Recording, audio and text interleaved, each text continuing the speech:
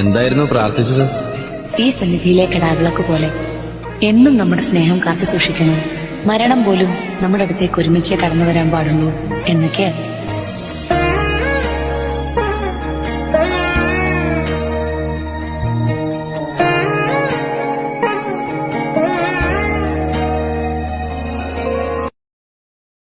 എന്തായിരുന്നു പ്രാർത്ഥിച്ചത്?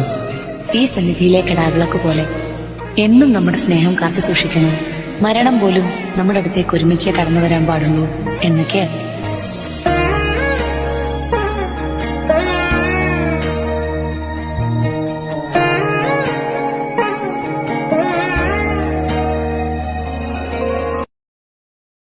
എന്തായിരുന്നു പ്രാർത്ഥിച്ചത്? ഈ സന്നിധിയിലെ കടാവിളക്ക് പോലെ എന്നും നമ്മുടെ സ്നേഹം കാത്തു സൂക്ഷിക്കണം, മരണം പോലും നമ്മുടെ അടുത്തേക്ക് ഒരുമിച്ച് കടന്നു വരാൻ പാടുള്ളൂ എന്നൊക്കെയാണ്.